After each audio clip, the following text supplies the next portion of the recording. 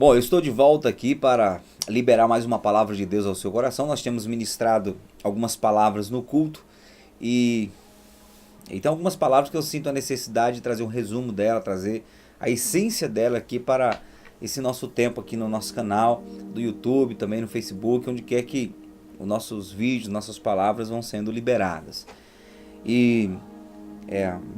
Essa palavra ela tem a ver com a comunicação. O poder da comunicação, como a comunicação é importante para a nossa vida. E eu tenho como base aqui Provérbios, capítulo 9, versículo 9 e 10. Dá instrução ao sábio e ele se fará mais sábio. Ensina ao justo e ele crescerá em entendimento. O temor do Senhor é o princípio da sabedoria e a ciência do santo, a prudência. O temor do Senhor é o princípio da sabedoria.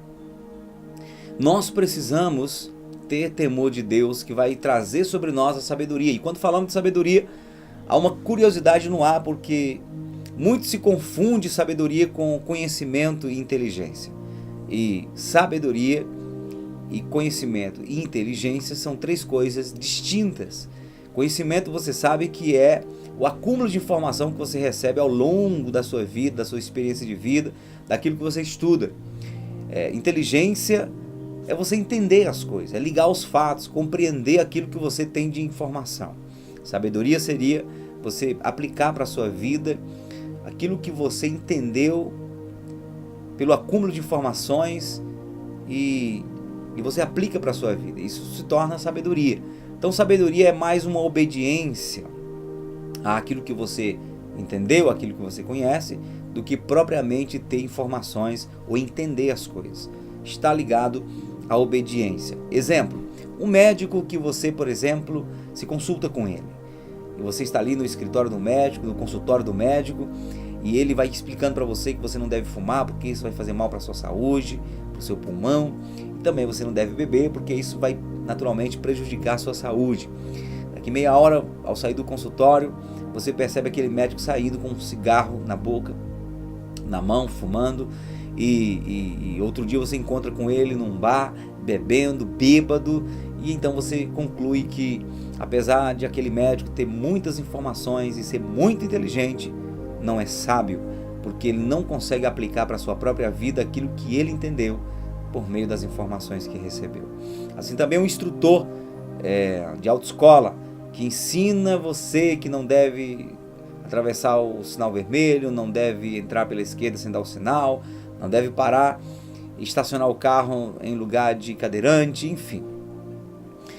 E você aprende com ele tudo aquilo que é correto. Mas daqui a pouco você percebe que ele está atravessando o sinal vermelho, ele está entrando à direita, à esquerda sem dar seta, ele está transgredindo as leis de trânsito. O que você conclui? Que embora ele, tendo muitas informações, tendo muito conhecimento e sendo muito inteligente, não é sábio.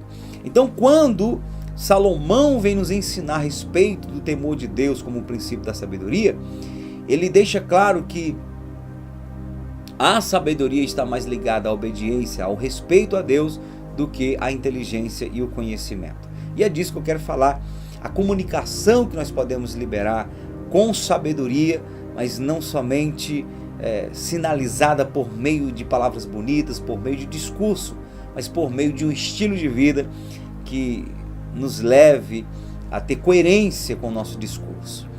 E para tanto, eu não tenho como não dizer que a Bíblia é, na verdade, o nosso manual, a nossa ferramenta, a nossa fonte para que possamos encontrar esta sabedoria em Deus. Manancial de consolo e conselho, guia de exemplos e ensinamentos, mestre silencioso e em permanente disponibilidade. A Bíblia é o mais secreto confidente e ninguém sai de suas páginas sem receber apaziguadora resposta para suas dúvidas e solução e consolo para o seu desespero.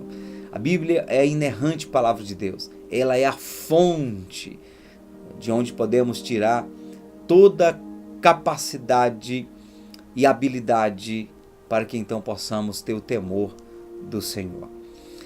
A comunicação, da qual quero falar aqui, ela é poderosa, tanto para o mal quanto para o bem. A Bíblia diz que A morte e a vida estão no poder da língua. Quem a ama comerá do seu fruto. Se nós usamos a nossa língua para o mal, para agredir, para fofocar, para falar mal dos outros, para denigrir as outras pessoas, então estamos usando a comunicação para a destruição. Quantas pessoas não sobressaíram na vida por causa de uma palavra que de repente o pai, a mãe, o professor, um chefe, um amigo, alguém a quem ela considerava muito, falou uma palavra negativa e aí ela terminou que aceitando aquela palavra como uma adaga na sua alma, no seu coração, terminou que vivendo a vida em torno daquela palavra negativa. Eu me lembro que eu ouvi uma palavra forte vinda do meu pai, que feriu meu coração, e eu passei 3, 4 anos que quando eu lembrava daquela palavra, o meu semblante caía. Então era muito ruim, era uma ferida de alma que eu tinha dentro de mim. No momento de estresse, né, querendo ou não, eu creio que sem querer, porque depois ele falou isso, nem percebeu. No momento de raiva e de estresse, os pais terminam falando algumas coisas sem avaliar o que aquilo vai gerar no coração do filho. E meu pai me mandou ir para o inferno em um momento de estresse. A gente estava ensaiando na banda e aconteceu isso. E aquilo entrou como uma espada no meu coração, e sempre que eu me lembrava daquilo, meu semblante caía. Quando eu me converti, 3 meses depois, o Espírito Santo falou no meu coração: vai lá teu pai, vai até o teu pai e perdoa ele, pede perdão pelo sentimento que você deixou ser gerado no seu coração. E eu viajei uns 300 quilômetros para então me reconciliar com meu pai em relação a este sentimento. Quando eu pedi perdão para ele pelo sentimento e perdoei ele, ele nem se lembrava. Ele disse: puxa, meu filho, eu não sabia disso, então me perdoe também. E naquele momento eu senti como que um peso saindo das minhas costas, uma grande ferida saindo da minha alma, e nunca mais senti nada de negativo quando passei a me lembrar daquele momento. Eu falo sobre isso como se nunca tivesse acontecido, porque fui curado. Mas eu estou destacando isso para dizer o quanto as palavras têm poder para prejudicar as pessoas. E nós precisamos ter essa consciência que a comunicação ela é poderosa para o bem ou para o mal. Deus usou a comunicação para construir.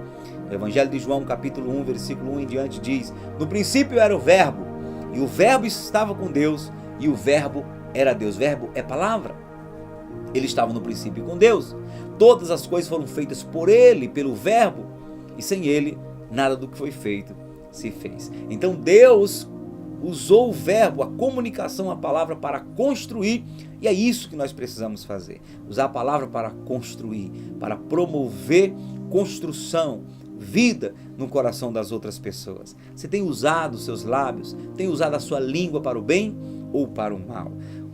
O apóstolo Tiago disse que a língua é um dos menores órgãos do nosso corpo, mas que tem poder para inflamar o nosso corpo e lançá-lo no inferno. Tiago faz uma comparação da língua como uma fagulha, um palito de fósforo, que quando você risca ele e solta num bosque, é capaz de incendiar todo um bosque, toda uma chapada, toda uma caatinga, prejudicando uma fagulha, uma faísca. Assim também a nossa língua, pequenininha, mas tem um poder terrível de prejudicar a nossa vida, de destruir a nossa vida e a vida dos outros, não é verdade? Então precisamos usar a comunicação para o bem. E para tanto, o princípio da sabedoria, que é o temor do Senhor, precisa estar aqui dentro desse processo de aprendizado e de tentativa de fazer uma boa comunicação para a sociedade. E todos nós somos comunicadores. Todos nós nos comunicamos com gestos, com protestos, com palavras, com atitudes. Nos comunicamos com nossas esposas, com os nossos filhos, com maridos. Nos comunicamos uns com os outros. Quando a pessoa fala demais, ela se comunica. Quando ela fala de menos, ela se comunica. O silêncio quer dizer alguma coisa. Então estamos sempre nos comunicando. E eu quero então falar dentro disso, dizer que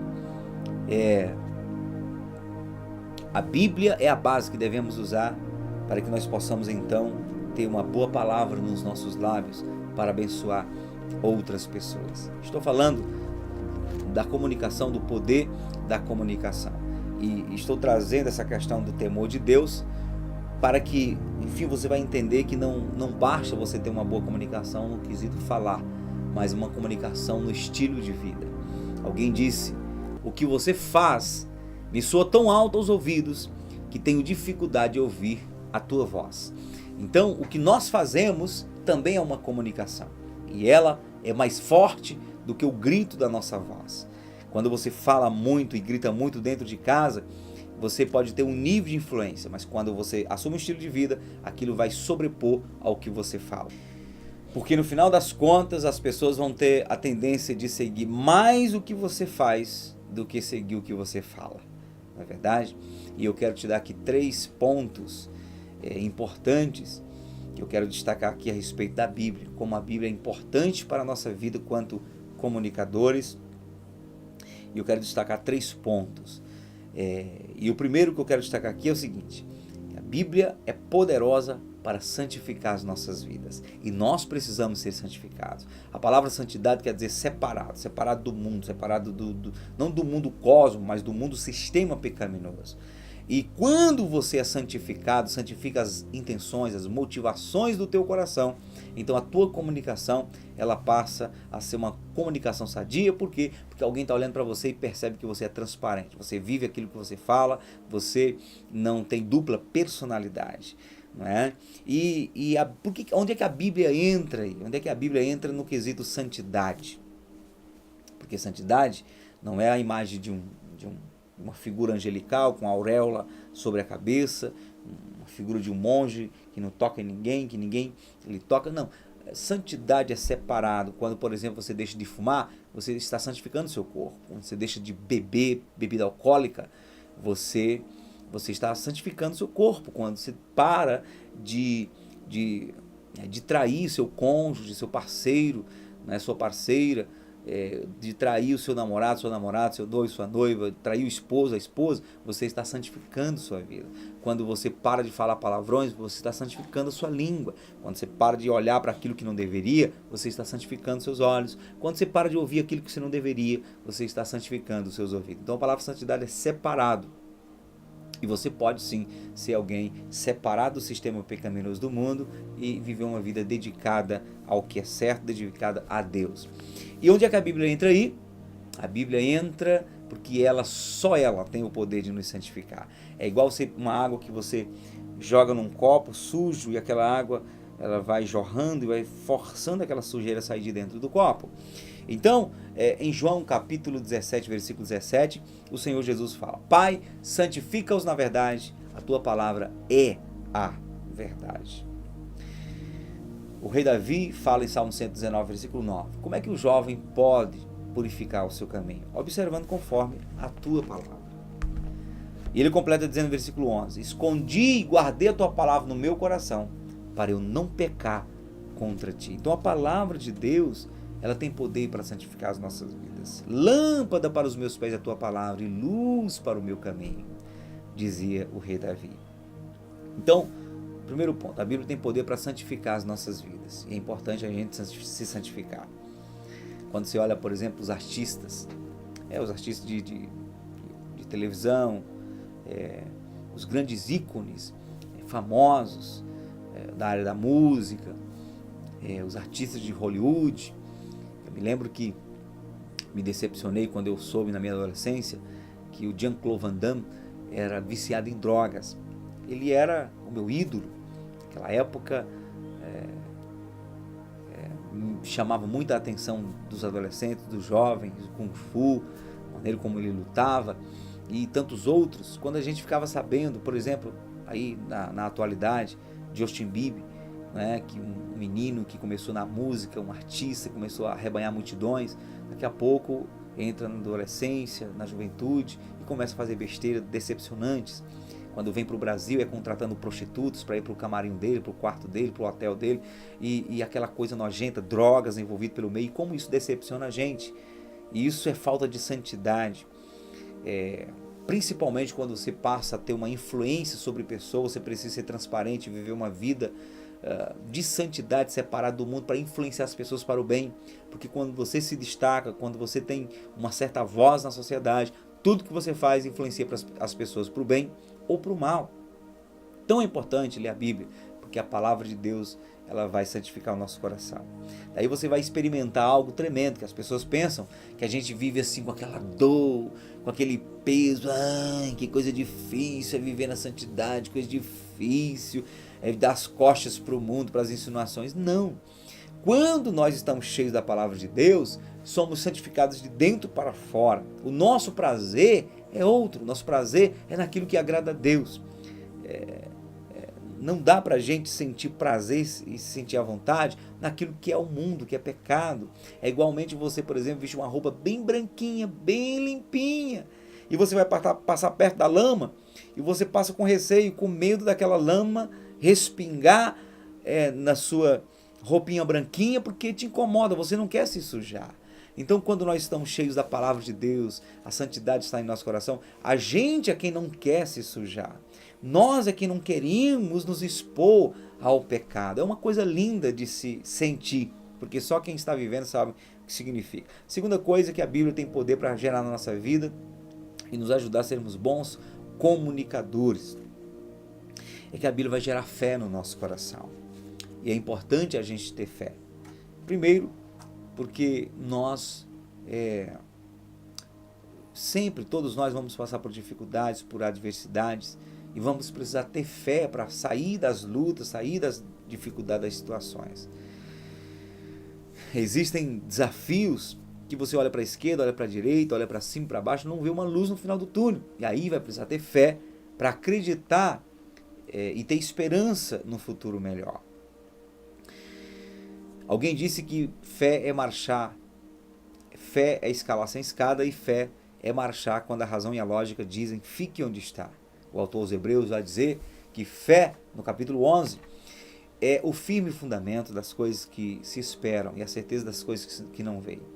Então a circunstância que está ao seu redor estão dizendo que você não vai conseguir, que você é um zero à esquerda, que você já perdeu tudo, que você está no campo do impossível e que você pode entregar os pontos. Mas a fé vai dizer, eu sei em quem eu tenho crido. O choro pode durar uma noite, mas a alegria vem pelo amanhecer. Eu sei que o meu Redentor vive e que por fim se levantará. Bem sei que tudo podes e que nenhum dos teus planos poderão ser frustrados. A fé vai me dizer que todas as coisas cooperam para o bem daqueles que amam a Deus e que são chamados segundo o seu propósito. Então é importante ter fé para que você realmente possa se sobressair diante das dificuldades. A fé que te faz acreditar que ainda que 1000 caiam ao teu lado, 10.000 ao teu direito, mas tu não serás atingido porque o Senhor está contigo. A fé é importante para você se manter de pé. E a fé é importante porque vão chegar pessoas para você pedindo conselho, pedindo uma solução, pedindo uma resposta.